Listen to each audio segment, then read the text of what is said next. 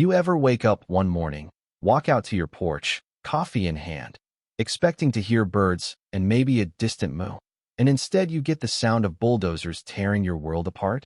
That's how it started for me. And let me tell you, nothing says good morning quite like seeing a machine crush the oak tree you planted for your late wife, while your granddaughter stands there beside you, tears streaking down her face, clutching your arm, and the HOA president is smirking behind the sheriff she dragged out as backup. I remember thinking, well, hell, isn't this just perfect? Yeah, that happened. Let me back up a sec. See, I've lived on this ranch for years. Every inch of it, all 20 acres, means something to me. I bought this place after my wife, Claire, passed. Her name still echoes across this land, every corner filled with memories of the life we built. After my daughter and her husband died in that accident, this was the only home my granddaughter, Elise, really knew. It was our sanctuary, our place to heal. We even planted an oak on the ridge for Claire, a spot where Elise and I would sit, watch the sunset, tell stories. It was supposed to be safe here. But then came the first hint something was wrong. Not a letter, not a phone call, but a flash of neon orange out by the creek. Surveyors, pounding stakes right into my pasture. Now, I know the rhythm of my own land, the way deer move at dusk, the sound of a hawk above. Surveyors in orange vests? Not part of that rhythm, trust me. So, I walk down there, knees barking the whole way, and I ask, can I help you fellas? The clipboard guy can barely look me in the eye, tells me it's HOA business, some easement extension. Funny thing, though, I'm not in the HOA. Never have been. My place was here long before their little gated kingdom was even a thought. They brush me off, point up the hill, tell me to take it up with the folks living in their manicured lawns. That cold knot in my gut tightened. These weren't just hired hands, but their indifference stung. This ranch, this dirt, is all I've got left of the people I loved.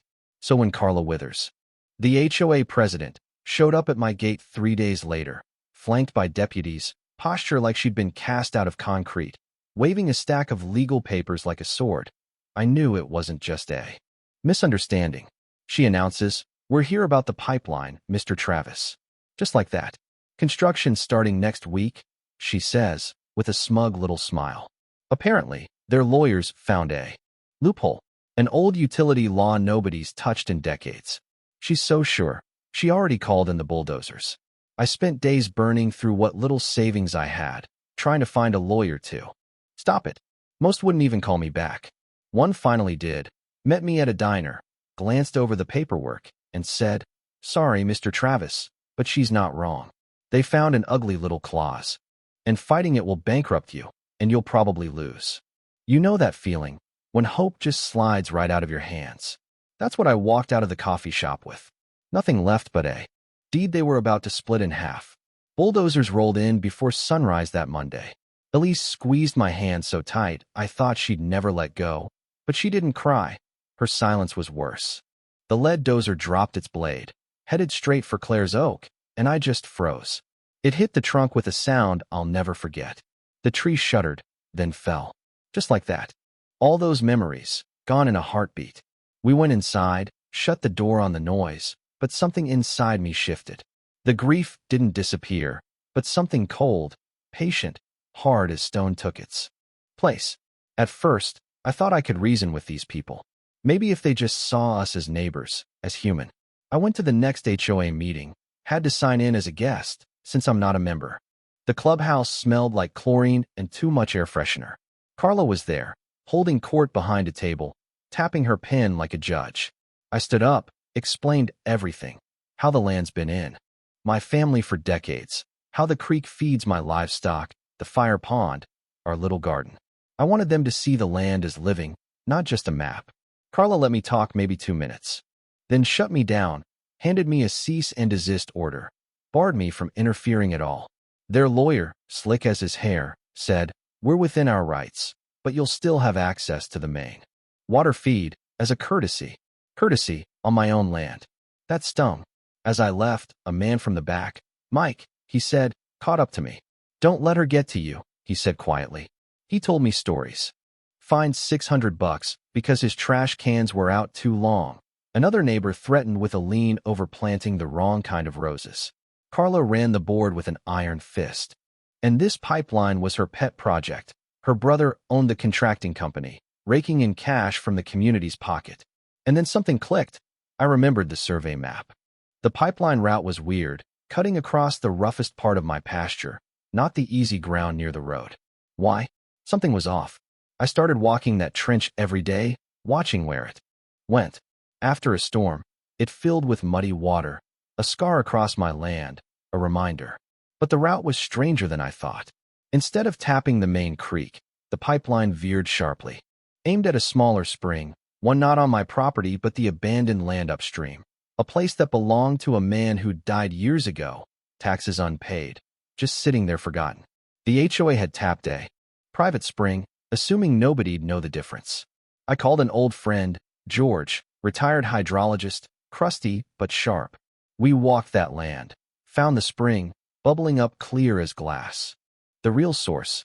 He checked the flow, looked up at me, and said, "They built a straw to drink your milkshake, Jack, but they stuck it in your neighbor's glass."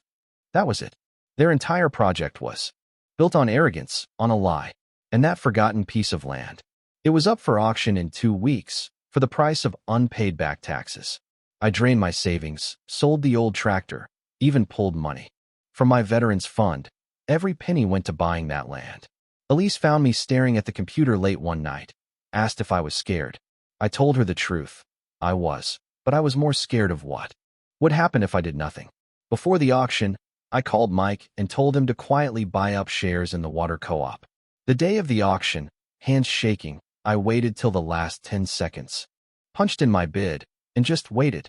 When the screen flashed sold, I think I finally breathed again. Once the deed was in my name, George and I set to work, not sabotage, just restoring what was natural. We cleared the old channel, let the water flow where it used to, away from the HOA's intake. 3 hours later, the contractor showed up, staring into a bone-dry trench. By noon, lawns were browning, showers sputtering, and panic swept through their million-dollar community. Carla showed up in her Mercedes, livid, waving her clipboard, screaming at her workers. She had no idea the water she claimed had never belonged to her. When she marched up my porch, threatening me with federal offenses, I handed her 2 pieces of paper, the deed to the spring, and the original water rights. Watching the color drain from her face, well, let's just say it was satisfying. She sputtered, then stormed off, and by that evening, the whole board was in chaos. The contractor quit, blaming acts of God. I sent a letter, lease the water from me at 10 times the rate, or start drilling. Their emergency board meeting was packed, people furious. Dead lawns everywhere. Carla tried to blame geological shifts. I walked up, dropped my stack of documents, deed, water rights, real survey maps, right in front of them. George explained the hydrology, simple as pie. You built a pipeline across stolen ground to a well that was never yours. Someone moved for a vote. Carla was out, unanimously. She stormed away, and Henderson, the new president, looked at me and asked if I'd run for her seat. I didn't answer right away. Instead, I negotiated a fair water lease and insisted George join the board too. And you'd think that'd be the end of it, but desperate people do desperate things. A week later, I woke at 2 a.m. to the sound of a backhoe by the spring. Carla herself, muddy, frantic, was trying to block the channel and force water back to her useless pipeline. She wound up flooding a neighbor's shed instead. I'd set up a trail cam. The whole thing was on video. When the deputy arrived, Carla put on her best performance, but he'd seen enough. She left in handcuffs, the local news capturing the whole mess. Just the part you never earned, I told her, as they hauled her away. 6 months later, that ugly trench is gone. Filled in, grass growing thick again. I planted a new oak for Claire. Elise is smiling, drawing by the creek. The board is reformed, real neighbors running it now. Every project needing a 2/3 vote, no more shady deals. The spring is protected, renamed Claire's Well. The fear that kept people apart is gone, replaced by real community, neighbors helping. Neighbors, fences mended, pies shared. Carla, convicted of trespassing, destruction, and fraud. The HOA sued her for restitution. Her empire crumbled, her name forgotten. Last night, I stood on my porch and looked at what I'd fought for, not just land, but a promise to my wife, my granddaughter, myself. Justice isn't always about winning in court. Sometimes it's about drawing your own line and daring anyone to cross it. So, what do you think? Was I right to fight back, or should I have just let them roll over me? Drop your thoughts in the comments. Tell me your own HOA horror stories. And if you think homeowners should stand up for what's right, hit subscribe. That's how we keep exposing these petty tyrants, one story at a time.